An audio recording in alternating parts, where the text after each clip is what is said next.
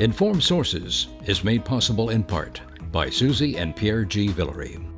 With a continued passion for public television, we are proud to underwrite Informed Sources. Please join us in supporting WYES television. This program is brought to you in part by the Eugenie and Joseph Jones Family Foundation, a local foundation proud to support education, the arts, and culture in the greater New Orleans area.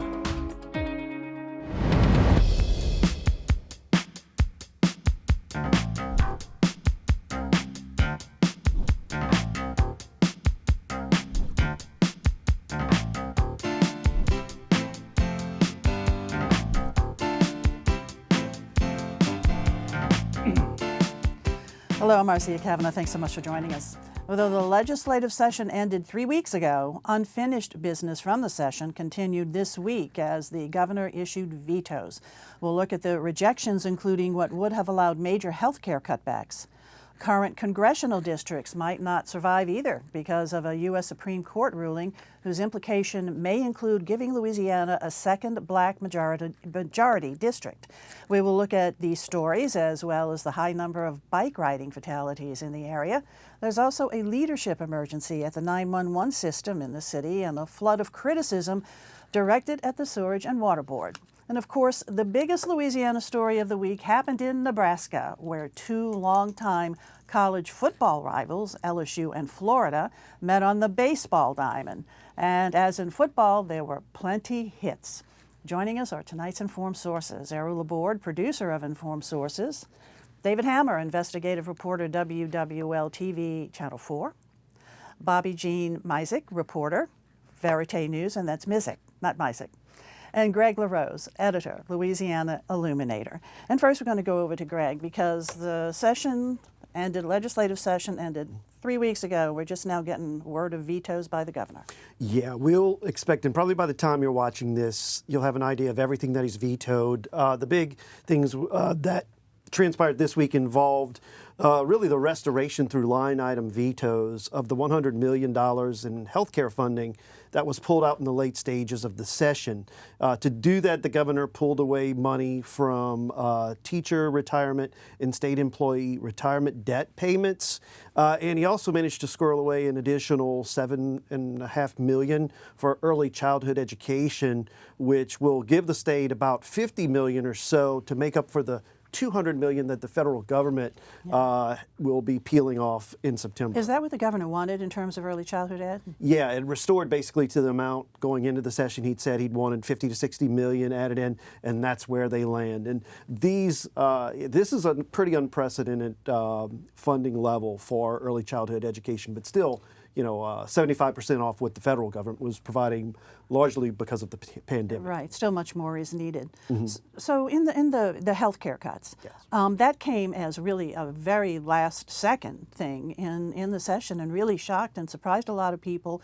But those supporters of it said, well, the budget was increased anyway for the health department. It really would have had an impact, wouldn't have had much of an impact. Obviously, the governor doesn't agree. Exactly, yeah. The governor and the administration really pointed to where this cut would be felt: hospitals, home health services, mental health care. But to your point, some of the fiscal conservatives that wanted to devote more money to retirement debt payoff were saying that because this budget's growing, because it's more than anything, and percentage-wise, they're right. It was a fairly small sliver of the overall health care budget. So what comes next now in this whole veto situation? There's potentially maybe more that we think the governor's going to veto? What we're looking at, and again, we'll know probably by tonight, on his promised vetoes for the anti-LGBTQ laws involving transgender affirming health care and Don't Say Gay, the pronouns bills. And I'm paying particular attention to one that would treat all 17-year-olds arrested for crimes of violence as adults from the point of arrest, not just when they get into the court system.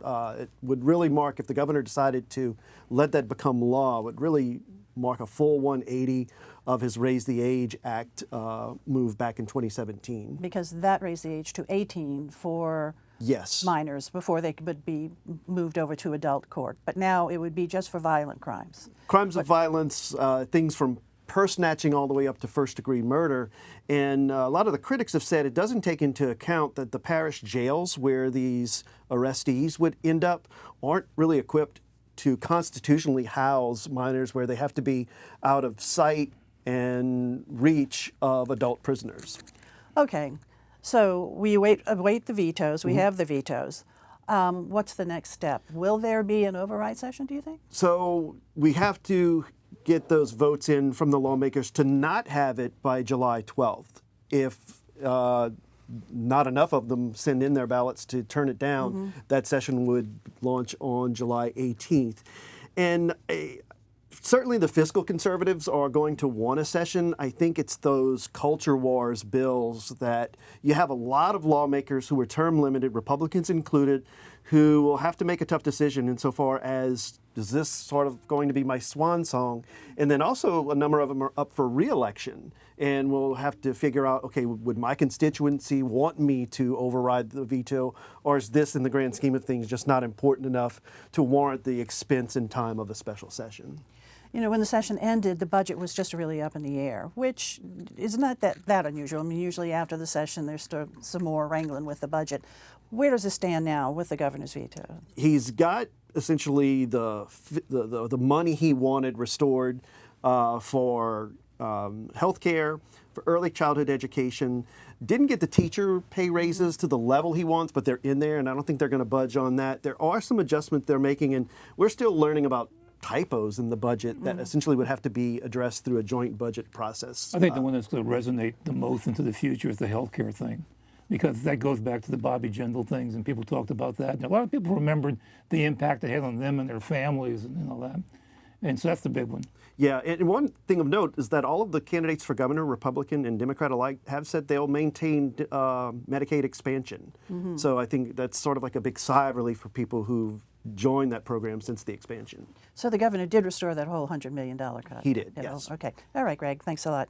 David, over to you. A big story that's been breaking this week regarding the director of the City of New Orleans Communication, 911 Communications Director. Right. I'll just let you take it from here. A lot of elements to the story. Yeah, and it's a story that has broken all this week that we broke on Monday, but it's actually one of those stories that was going on for quite a while and developing for quite a while. We requested, Katie Moore at Channel 4 requested information about a car crash that Director Tyrell Morris, who's the head of the 911 call center or communication district as it's called, which is separate from the City of New Orleans but is essentially in charge of the emergency call system for the City of New Orleans.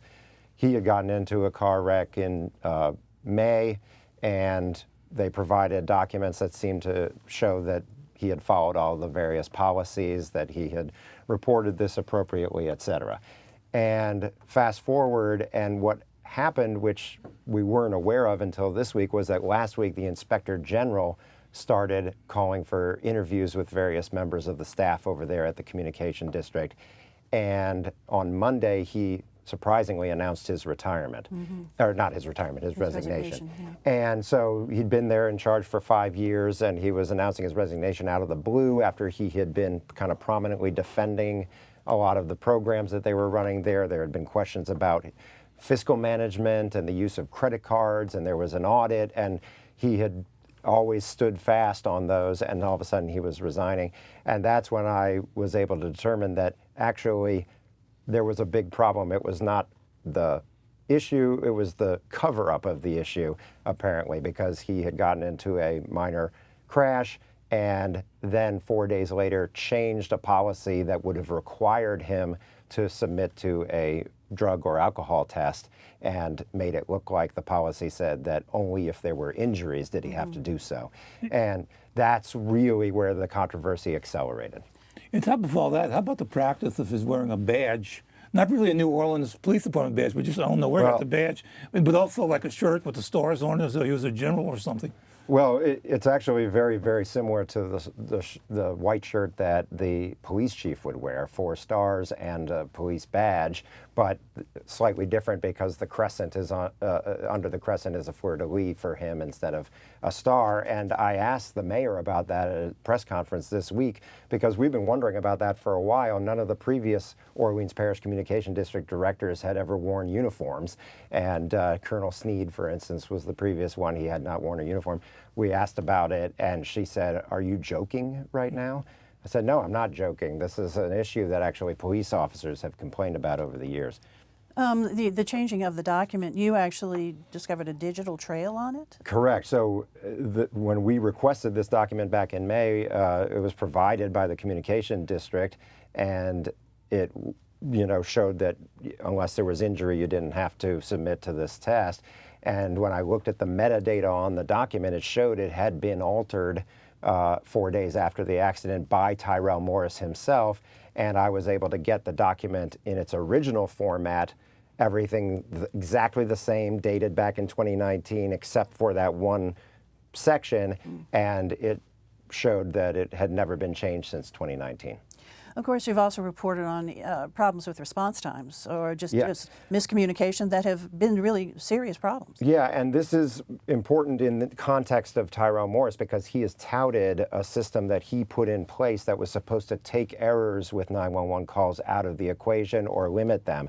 And instead, the fire department, the fire union and others have said that these problems have only accelerated and become worse. And over the last several months, there have been some spectacular failures that he's tried to explain away when questioned about them. Things where people, a major crash that killed a man ended up being called in as a minor pole fire, power pole fire, and it took much longer for first responders to get there because of it. Okay, the IG is investigating right now. Council has called for his suspension because he says he's not resigning until September. The mayor's response to all this? The mayor said she's standing by him, wants the transition period to September 15th. I asked her when he vested for his pension, and she didn't know. But, she said it's really a decision that's made by the board that oversees the communication district, and the board chairman was standing right next to her. So I said, I'd like to ask him about this. And she said, what's your question? I said, I'd like to ask him about the decision whether to keep him on or suspend him. And she said, well, he's just going to say the same thing I did, which, kind of points out that maybe she is really the one making the decision, not the board. And his departure would be right in the heart of when hurricane season is most impactful. And there didn't seem to be any clear indication of who would be his number 2 to carry on the transition. The other issue is, she emphasized how important he is in the public safety realm, and he's always there at the public safety press conferences and such, but of course he was absent this time, and they canceled the board meeting that was scheduled this week. Okay. EU, did you have a question? Yeah, in one of her early statements, the mayor said something about mental stress in the job. Well, it's actually, implying he there's said another that. problem. Yeah. I mean, is there another issue underlying that? All I can tell is that it is stemming from the investigation and the questions about his financial management and the questions about the problems with 911 that have been brewing for months, and that was his initial comment, was that he needed mental health to take care of his own mental health. Okay, meanwhile, IG investigates, and so does David. Okay, yes, thanks a indeed. lot, David. Okay, let's go on over to you, Bobby Jean, because you did a piece about the number of bike fatalities in the city of New Orleans, which is strikingly high. Yes, so in April there was new data that came out that the League of Bicyclists did some analysis on and found that New Orleans has the highest rate per capita of cyclist deaths in traffic accidents. So our rate is 9.9 per capita, which actually goes to about just under 4 cyclist deaths per year. It ends up being like a lot less than that of larger cities, but for a city like New Orleans, that's huge, and we've seen a lot of deaths recently. Through the course of this year. We've had some. All of them are tragic, but we've had a number of them.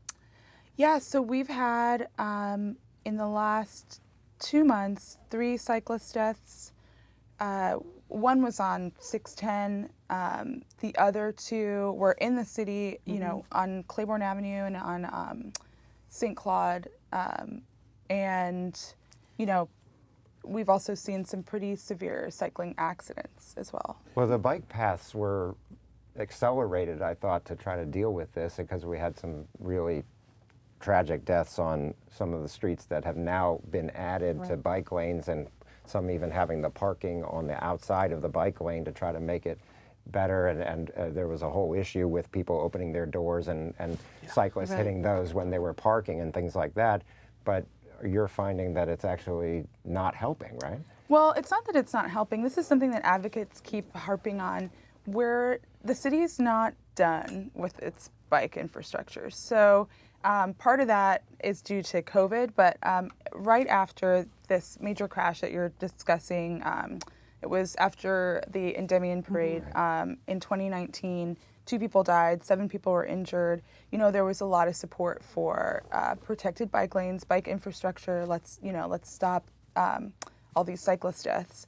So some of that support has waned, but right after that, the city council approved this plan called Moving New Orleans, which included bike and pedestrian infrastructure to make the city safer for all users. And what happened last year that seems to signal some lack of support is that 2.2 miles of bike infrastructure were taken out of a neighborhood in Algiers, and it was a pretty contentious issue.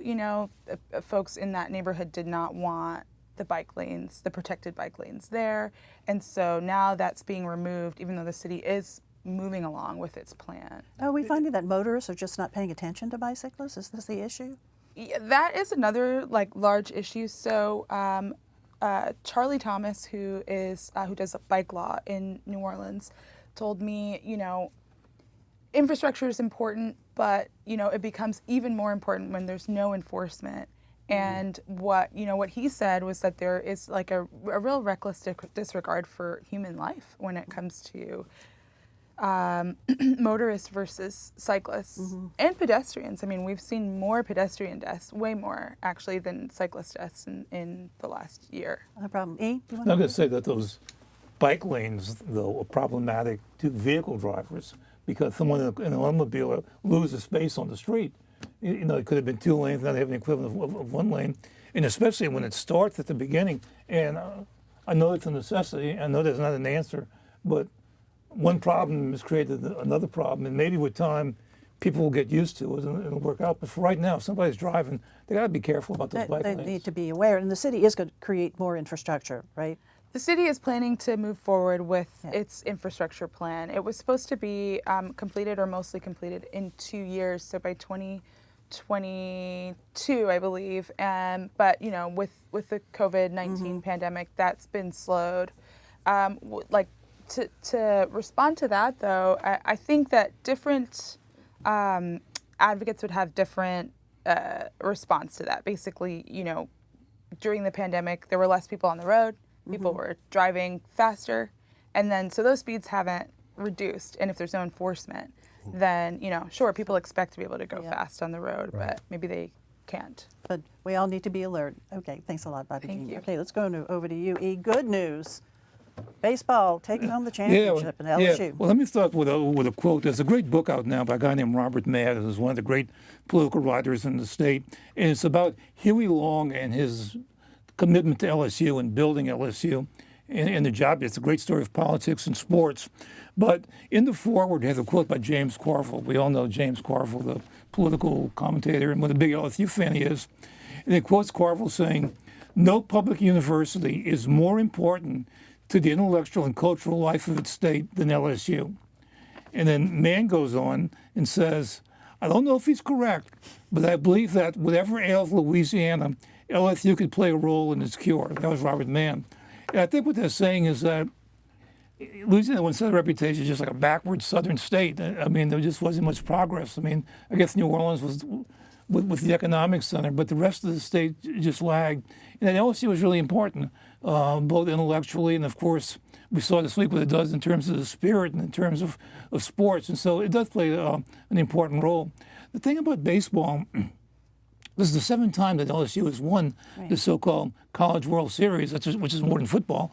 And I don't remember it ever causing this much excitement. Like the night of the campaign, the TV stations all did extended coverage, and for the celebration the day after. And my theory is that it has a lot to do with ESPN, because in the early days there wasn't ESPN, and so maybe the championship game would be on one of the network stations on a Saturday afternoon. It was a one-game championship. Now it's best 2 out of 3.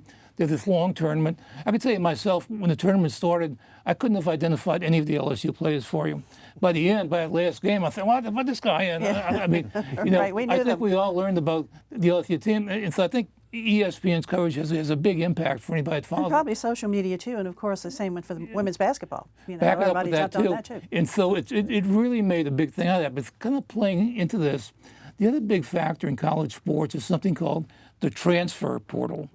And this was something that was thought of by the NCAA, where if players want to be considered to move to another college, they go and there's this procedure where they apply. It's really a database. And so colleges can look and say, well, who's interested? And I saw that just yesterday, 3 University of Florida players put their names in the transfer portal. And so some college coaches around the country can look and say, hey, look at this guy, he was at the University of Florida.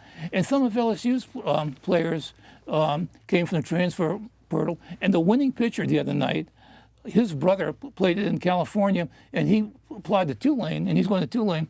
But that's really kind of altering the way that players are selected. And so the feeling is like a big-name team like LSU. LSU is like the Yankees now. And so anybody out there who wants to go, they're going to try to get to LSU. And so it's really affecting the distribution of players. Well, they did great. I mean, scared us a little bit on Sunday, but boy, that was really fun to watch. So congrats to the Tigers. Second game wasn't when they lost 24-4, which was like the That's what I'm saying. That worst second defeat game after. was kind of scary. But they made up for it by winning 18-4 They certainly next did. day. Okay. Thanks a lot, E. All righty, where we go now? David, back over to you. And you had a story last year about a Sewerage and Water Board inspector who was on the take, and he admitted to it. Right. Well, so in November 2021, I did an investigation about Jay Arnold, who was the head of the Utility Service Administration, which is essentially the plumbing department. And this is an interesting thing because everything, when somebody is doing work on a house or in a commercial project, they have to go get a permit. They go to the city safety and permits department, except for plumbing. There they go to the Sewerage and Water Board, and it was run like a fiefdom, a single office with everything on paper only, nothing digital, nothing amazing. Online, nothing And this available. was 2021. In 2021. And Jay Arnold ran that office, and he was involved in all kinds of self-dealing that I exposed back then. He ended up getting charged with a federal crime and then pleading guilty. So he this pled guilty week to it. To how much? Taking over $100,000 in those permitting fees and pocketing it for himself. And so that's what we would do. Well, the plumbers would come in and have to get the permits. He'd take the money from them and keep it. And I think there's probably a lot more here because he pled guilty. There may be a lot more coming behind it because the day after I did that story in 2021, the FBI raided that office and took all the documents. Okay, and so but a guilty plea entered in federal court? Correct. Okie doke. Correct. And at the Sewerage and Water Board, too, there was an issue with other payroll fraud. If you can just touch on that real quick. Yeah, this was in the water purification department, and actually Bobby Jean's colleague, Michael Isaac Stein, broke that story this week that there was payroll fraud going on where people would essentially front load their paychecks with 40 hours as soon as they could and then start piling on with special chemical pay and things like that added onto their overtime pay in order to, and reporting 28 hours worked in a single day, which of course is humanly impossible, and things like that to get extra pay. And Ghassan Korban, the head of the Sewerage and Water Board, as he was after I reported about Jay Arnold in 2021, was questioned about this and said basically, I didn't know this was going on. And a lot of people are starting to lose patience with the fact that he came in 2018 and continues to say when some of these things go on that I can't be responsible for individuals that work for me, But his selling point was as an engineer when he came in. Correct. That's correct, yeah. Well, all right. Well, go ahead. Oh, I was just going to say one of the things that he noted was that, people are underpaid, and it's really hard to keep staff at Sewerage and Water Board. Yeah. So I think you can look at those base salaries, and find a direct relation maybe to why people are. That's true, but I think it's a question of leadership and organization when you have these repeated issues, and then the question becomes, you have a whole department responsible for all plumbing work going on in the city, and you don't know what's going on in there. That's a problem. Okay, all right. Greg, real quick for you, because we had a major decision, the Supreme Court decided not to take a case regarding Louisiana Congressional District. Yeah, that punts it back to the Fifth Circuit, who's asked the plaintiffs on behalf of voters and the Attorney General to come up with their arguments as to why the decision should follow what the Supreme Court decided in regards to Alabama, where I want to say 27% of the population is black, and their districts were rejected because they didn't add that second majority black district. In Louisiana, the percentage of black population is 31%. So simple math would tell you that, yeah, Louisiana's going to have to add this. But based on now, if this finds its way back up to the Supreme Court, the Louisiana case, I don't think anyone's eager to look at the crystal ball, especially on the heels of that affirmative action decision on college admission. So I think really it looks like it's going to be a second district, but I don't think anybody wants to, So this is congressional redistricting to make another majority black district, right, is what we're talking about. Yes. And is the Attorney General still arguing that people who are not 100% black are not black? Because that was one of the arguments, right, to try to minimize the number of black people being considered. Yeah, you could take the entire minority population, and that, if you look at 2020 census figures, is 40%. So regardless of whether they're black or of whatever race, they would point to another district being created. So who will draw those new districts? Legislature or courts? Well, it could well be Judge Shelley Dick, the federal judge where this landed, or they could punt it to the legislature, who's twice basically come up with the shot down. We are really running out of time now, so you got 10 seconds for other stories. Real quick. God, okay. Next Friday is July 8th, which is significant because a month later, August the 8th, is qualifying. And during that time between July and August the 8th, I think you can see a lot of shakedown in who's running. A lot of people say they're running for things, but they're not getting the money they wanted. They're not getting the support that they wanted. So in the next month, I think we're going to see like a deduction in the number of people who are running for things. All right. Quick. Next Thursday, the Orleans Communication District 911 will have an emergency meeting to discuss Tyrell Moore's. Bobby Jean, over to you. Well, I'm new at VETOES, so I'm just staying on this bicycle beat and also building up, the issues that I normally cover, which is immigration detention. All right. Greg, over to you. You might be surprised to find out just how poor college graduate assistants are. We dove into some of that data as it involves the Louisiana GAs. We'll be looking for that. All right, guys, thank you so much. Great discussion, and thank you all for joining us. Have a good evening, and I hope you all have a very happy and safe 4th. Thanks for watching.